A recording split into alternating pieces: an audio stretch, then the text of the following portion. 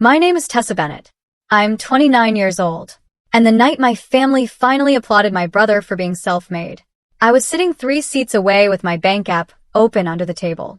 My mother lifted her wine glass in the private dining room of a country club and said loud enough for every aunt, cousin, and family friend to hear. Mason achieved everything on his own. No handouts, no shortcuts, just discipline. The table burst into applause. My brother smiled like a man receiving an award he had truly earned.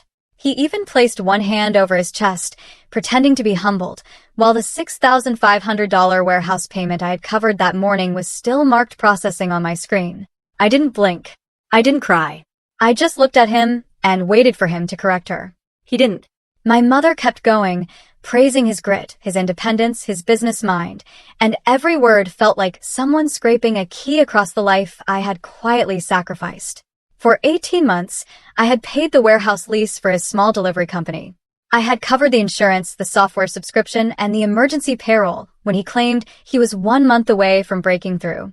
And now he was sitting there accepting applause for standing on his own 2 feet while mine were buried under his bills. So when my mother turned to me and said, "Tessa, aren't you proud of your brother?" I smiled, set my phone on the table, and said, "Absolutely. And if Mason did it all alone, then he'll be fine without the $6,500 I can-led before dessert." The applause died so fast I could hear my brother's fork hit his plate. "Before I tell you what he said and what happened after I walked out, tell me, what time is it for you right now? And where are you watching from? I'm curious to see how far this story will travel." For 3 seconds, nobody moved. Mason's smile stayed on his face, but it changed shape like a mask cracking at the edges. My mother stared at me as if I had thrown wine across the table instead of telling the truth. My father lowered his glass slowly. My aunt whispered, "What does she mean?" "Cancelled." Mason laughed first, a dry fake laugh that made the whole room even quieter. "Tessa's being dramatic," he said, waving one hand as if he could brush the truth off the table. "She helped with a few things early on. That's what family does." I tapped my phone screen and turned it toward him. "Early on, the warehouse lease renewed this morning. Fleet insurance is due Friday. Dispatch pro bills tomorrow.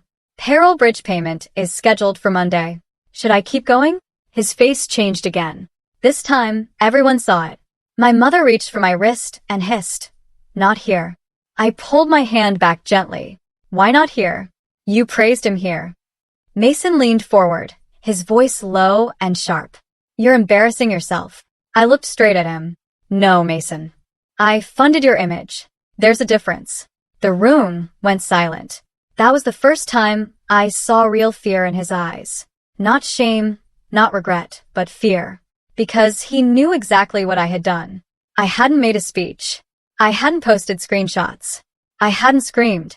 I had simply gone into every account where my card, my name, and my credit had been keeping his company alive. And I had removed myself. The warehouse manager already had notice. The software platform would lock him out after midnight. The insurance would not renew without payment. And the payroll advance he thought would clear Monday had been canceled while my mother was calling himself. Mason tried to recover by smirking. "You wouldn't really do that." I opened my email, clicked the confirmation, and slid the phone across the table. I already did. My cousin stopped chewing. My father closed his eyes. My mother whispered, "Tessa, fix this." That was the moment I realized they still didn't understand. They thought I had made a threat, but I had made a decision. Mason stood so quickly, his chair scraped backward against the polished floor. A few people from the next table glanced over. "You can't just destroy my business because you're jealous." I stood too, but slowly, because I wanted him to see that I wasn't trembling anymore. "I didn't destroy your business. I removed myself from it. If it collapses without me, then maybe it was never yours." His face turned red. My mother started crying, but not because I had been used. She cried because Mason might finally be exposed. That hurt more than I expected. But it also made something inside me harden. My father finally spoke, his voice careful. "Mason, is what she's saying true?" Mason didn't answer right away, and that silence was louder than any confession. He looked at me instead, like I had betrayed a secret agreement. "You promised you'd help until things were stable." "No, I said you promised things would be stable 3 months ago, then 6 months ago, then last Christmas, than last week. My mother wiped her face and snapped. This is not the time to keep score. I gave a small laugh, not because anything was funny, but because I finally understood the rules of my family. Mason was allowed to take endlessly. I was only wrong when I started counting. I picked up my purse, looked around the table, and said, "Enjoy the celebration. I'm sure the self-made man can cover the bill." Then I walked out before anyone could see my hand shaking. Behind me, Mason called my name once, sharp and angry. I didn't turn around because for the first time in years, I knew the emergency was not mine to solve. By the time I reached my car, my phone had already started vibrating.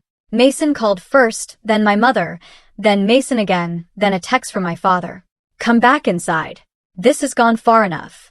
I sat behind the wheel, locked the doors, and watched their names light up the screen like alarms. For years, those alarms had controlled me. If Mason needed help, I answered. If Mom sounded disappointed, I apologized. If Dad said I was making things harder, I made myself smaller. That night, I let every call go unanswered. When I got home, I made coffee, even though it was almost midnight, sat at my kitchen table and opened a folder on my laptop called Mason Payments. I had created it months earlier, not because I planned revenge, but because part of me knew I might one day need proof that I wasn't crazy. The folder held lease receipts, bank transfers, screenshots of desperate texts, and one voice memo had sent me after I covered his first warehouse deposit. "You're saving my life, Tess. I'll pay you back before anyone knows." Anyone. That word stared back at me like a warning I had ignored. He never wanted help. He wanted invisible help. He wanted the kind that allowed him to stand on a stage and call himself self-made. At 12:07 a.m., the first real message came through. Dispatch Pro locked me out. "What did you do?" I didn't answer. At 12:18, another "My routes for tomorrow are gone. Drivers are texting me. This is serious." At 12:41, "Stop acting insane and turn it back on." There it was. Not "I'm sorry." Not "thank you." Not "I lied." Just a command. I opened my banking app and canceled a final scheduled transfer. The one marked temporary support, even though temporary had lasted 18 months. In the memo line before confirming, I typed 6 words. Final support ended. Stand on your own. I stared at the confirmation screen for a long time. My heart was pounding, but underneath the fear was something unfamiliar. Relief, not happiness, not revenge yet. Just the first breath after holding air too long. Then Mason sent another message. "You realize if I go down, everyone will know it's because of you." I almost laughed at the cruelty of it. Even his failure had to belong to me. I turned my phone face down and left it on the kitchen counter. I slept badly, but I slept. The next morning, Natalie Brooks, my best friend and coworker at a medical compliance firm, found me staring at a blank spreadsheet during our break. I told her everything from the dinner to the canceled payments to Mason's midnight threats. She didn't gasp dramatically. She didn't tell me to be kinder. She just asked, "How much of your life has been postponed so he could look successful?" That question hit harder than Mason's anger, because the answer was everywhere. It was in the apartment I hadn't upgraded, the certification course I hadn't taken, the savings account I kept draining, the vacations I kept, the dental work I delayed because Mason had one emergency after another. It was even in the way I checked my bank balance before buying groceries while Mason posted photos from networking dinners and called them business development. Natalie leaned closer and said, "Tessa, boundaries don't become cruel just because entitled people hate them." I repeated that sentence all day. Boundaries don't become cruel. By noon, Mason had sent 23 texts. By 3, my mother left a voicemail saying, "Your brother could lose everything." I listened to it once and whispered, then maybe everything was never stable. That evening, Mason finally changed tactics. He sent me a photo of our childhood. Both of us sitting on the hood of Dad's old truck, my arm around his shoulders. Under it, he wrote, "I guess family means nothing to you." For a moment, my thumb hovered over the keyboard. The old me would have answered.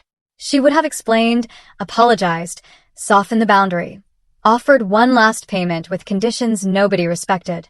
Then I remembered the country club applause, the way he smiled while I disappeared. I remembered my mother saying no handouts while my money was literally holding his business together. I deleted the message without replying. Then I opened my laptop again and moved every receipt into a second folder titled Do Not Forget. That wasn't for court. That wasn't for revenge. It was for me because I knew the hardest part would not be cutting Mason off. The hardest part would be surviving the guilt my family would throw at me for finally choosing myself. That was the first night Mason learned my silence could cost him more than my words. 3 days later, my mother demanded a family meeting at my parents' house. She didn't ask if I was free. She texted 7 o'clock. We need to discuss what you've done. That sentence told me everything. Not what Mason had lied about, not what they had ignored, what I had done. I almost didn't go, but a strange calm came over me. If they wanted a meeting, I would bring the truth in writing. I printed every receipt, every transfer, every invoice with my name on it, and placed them in a plain manila folder. I also printed the messages where Mason had promised repayment, the ones where he called the support temporary, and the one from the night before where he warned me that everyone would know his collapse was my fault. When I arrived, Mason was already sitting at the dining table wearing the same expensive watch he claimed was a gift from a client. My mother sat beside him with tissues ready, as if he were the injured party. My father stood by the fireplace, arms crossed, preparing to judge before hearing evidence. The dining room looked exactly like it always had. Family photos on the wall, polished table, warm lights. The kind of room where people pretended love and loyalty meant never asking uncomfortable questions. Tessa, Mom began. You need to restore the payments until Mason can adjust. I didn't sit. No. Mason slammed his palm on the table. You're doing this because you can't handle me being successful. I looked at him for a long second. Mason, your drivers couldn't leave the depot yesterday because your route software was suspended.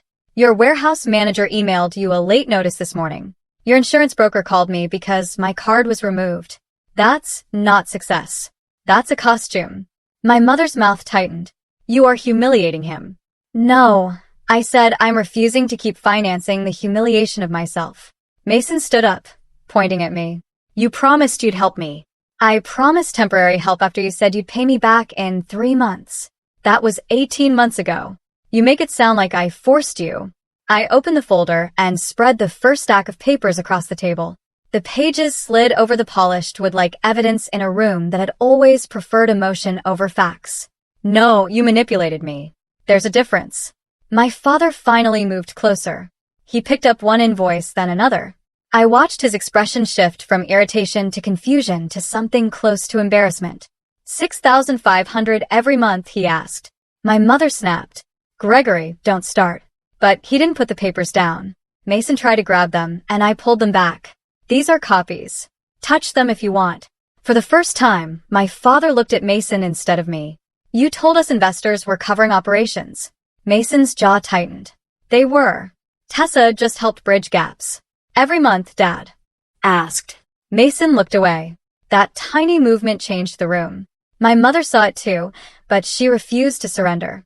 She turned on me with tears in her eyes. Why would you let us believe he did it alone? I almost laughed, but it came out broken. Because every time I tried to say I was struggling, you told me not to make Mason's moment about me. Silence. That one landed. My mother looked down. Mason didn't. He leaned forward and said the cruelest thing he could think of. You always needed to feel important. That's what this is really about. I felt the old version of myself flinch. The one that would have apologized just to make peace. But she didn't get to speak this time. I gathered the papers and said, You're right about one thing. I do need to feel important. Important enough not to bankroll someone who erases me. My mother whispered, He's your brother. And I'm your daughter. I answered. No one replied. That silence said more than any argument could. Then my phone buzzed. It was an email from Mason's warehouse manager. Account delinquent. Access will be restricted Monday if payment is not received. Mason saw the subject line over my shoulder, and his face went pale. My mother whispered, Tessa, please. I looked at all three of them and said, Monday is not my problem. My father took one more receipt from the table, staring at the total at the bottom. Mason, he said slowly, how much debt are you actually in? Mason's mouth opened, but no answer came out. For the first time, the golden boy had no polished speech ready. I left the folder on the table and walked to the door. Behind me, I heard my father ask again, lower, this time, "Mason, how bad is it?" I didn't stay for the answer. I already knew it was worse than they imagined. That was the first crack in the Golden Boy statue. The collapse didn't happen all at once. It happened in humiliating pieces. First, Mason lost access to the warehouse on Monday morning because he couldn't pay the overdue balance. Then, 2 drivers quit after their direct deposits failed. Then, a client canceled a contract because Mason missed 3 scheduled deliveries in one day. By Wednesday, the confident posts on his company's social media disappeared. By Friday, he had changed his profile picture from a professional headshot to a black square with no caption, which was exactly dramatic enough to make people ask questions without making him answer them. Meanwhile, I did something that felt almost rebellious. I used money on myself. I enrolled in a healthcare fraud analytics certification I had postponed twice because Mason needed the help more. The first payment came out of my account, and for once, I didn't feel panic. I felt space. At work, my manager, Victor Hayes, noticed I was staying late for the training modules and asked what I was working toward. When I told him, he said, "That certification could put you on our audit leadership track." Leadership track. The phrase stayed with me all week. I had spent so long being Mason's emergency fund that I forgot I had my own future to build. 2 weeks after the dinner, I got assigned to review a complex billing compliance project. The kind of project I used to think I wasn't ready for. I completed it early. Victor called it clean, precise, and promotion-level work. I saved that email, not because I needed applause, but because it was proof that when my energy wasn't being drained, I could actually grow. Mason, on the other hand, started unraveling in public. He borrowed money from 2 cousins and didn't pay them back. He asked an old college friend to float payroll and got laughed out of the conversation. He posted vague quotes about betrayal, loyalty, and people who leave when you need them most. My mother liked every post. Then one Saturday morning, he posted a photo of our childhood with a caption, "Some people forget blood when money is involved."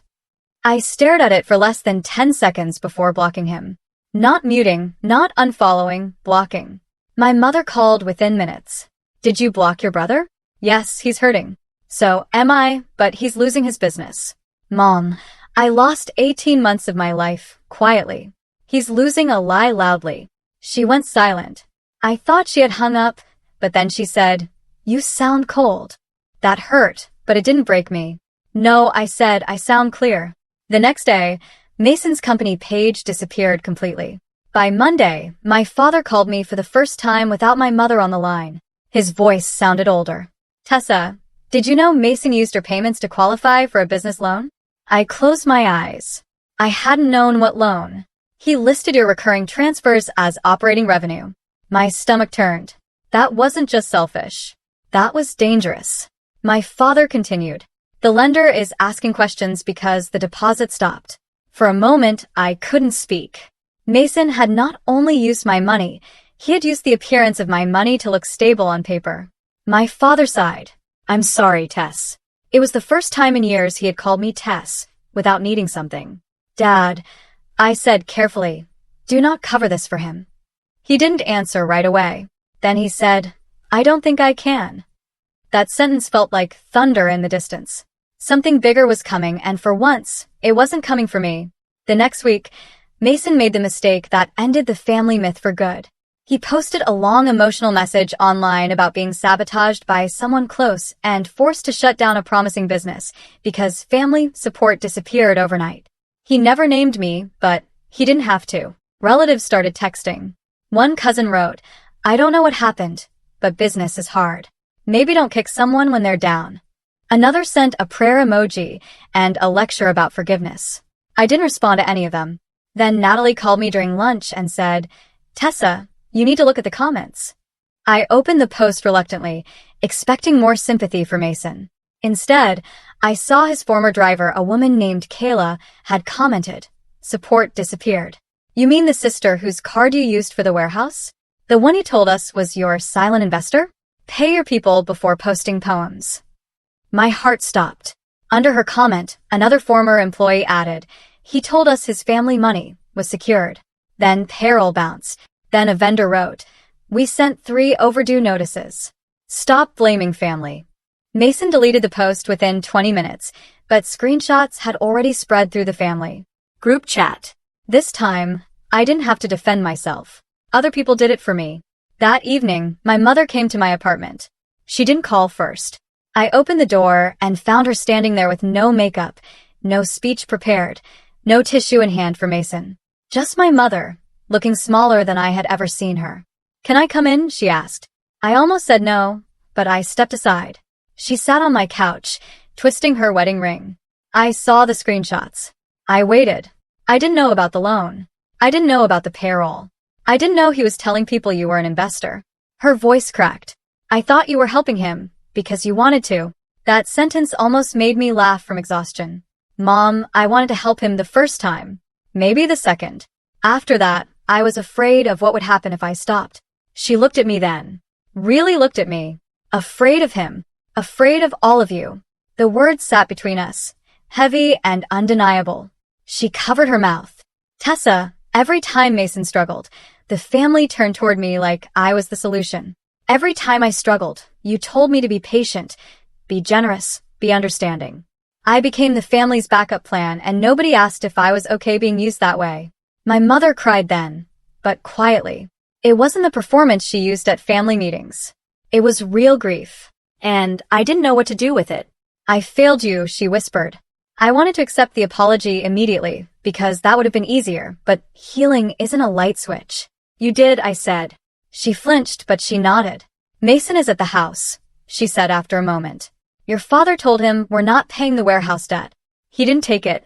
Well, I'm not paying it either." "I know." That surprised me. She wiped her face. "I'm not here to ask you for money." I stared at her, waiting for the hidden request. There wasn't one. "I'm here because Mason said if you don't come tonight, he'll never speak to you again." I almost smiled. That's supposed to scare me. My mother looked down. "It used to." She was right. It used to, but not anymore. Still, something in me knew this couldn't end through screenshots and silence. I didn't owe Mason rescue, but I owed myself closure. So, I grabbed my keys and said, "Fine, I'll come, but I'm not bringing a checkbook." My mother nodded. "I know." And that was how I walked back into my parents' house. Not as the family fixer, not as the guilty sister, but as the person Mason could no longer control. When I entered my parents' living room, Mason was standing by the window with a duffel bag at his feet. For 1 second, I thought he was leaving out of pride. Then I saw the unopened envelopes on the coffee table, the overdue notices, the loan documents, the final warehouse demand letter, and I understood. He wasn't leaving because he wanted independence. He was leaving because the version of his life built on my money had finally evicted him. My father sat in his recliner, silent and exhausted. My mother stood near the kitchen, arms folded tightly, like she was physically stopping herself from rushing over to comfort him. Mason turned when he heard me. His eyes were red, but his voice was still bitter. "Happy now?" I didn't answer immediately. I walked to the coffee table and looked at the papers. "No, but I'm free," he scoffed. "You ruined me, and now you're giving speeches." My father's voice cut through the room. "Mason, enough." That shocked all of us. Mason turned toward him. "Dad, she did this." My father stood slowly. "No, she stopped doing this. There's a difference." Mason looked betrayed, as if accountability were a knife no one had warned him about. My mother stepped forward, her voice trembling but firm. "Your sister did not ruin your business. You built something you couldn't support. Then let us praise you while she carried the weight." Mason's face twisted. "So everyone's against me now?" "No," I said, "everyone is finally looking at you." He stared at me, and for the first time, he had no audience left to perform for. No applause. No mother rushing to excuse him. No father blaming me for making trouble. Just receipts, consequences, and the silence after a lie dies. He sat down hard on the couch and put his head in his hands.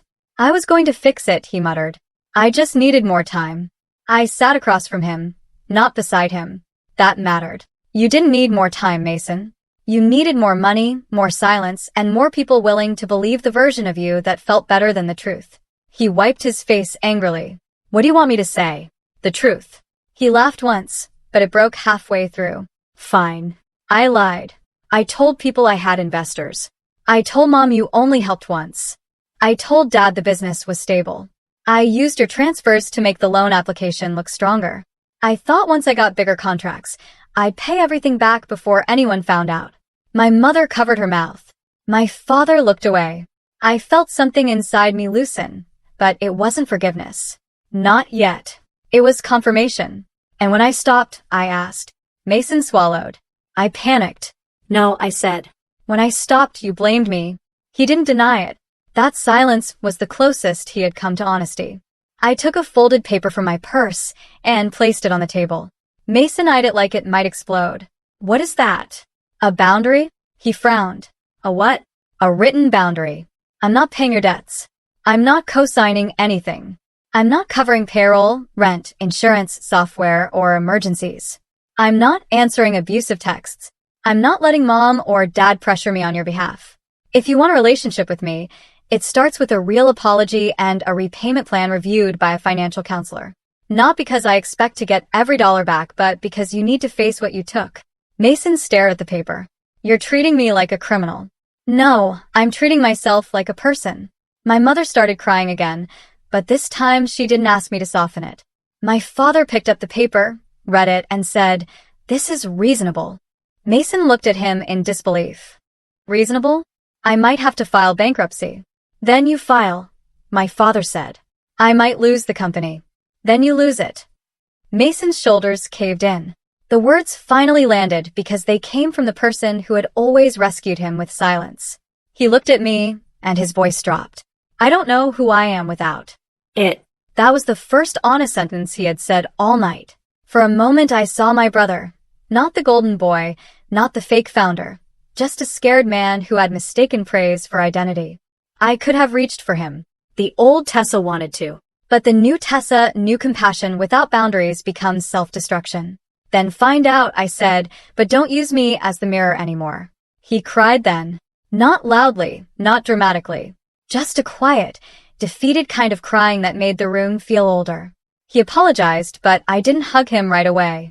I thanked him for saying it and told him I needed time. That was another boundary. A week later, Mason shut down the business officially.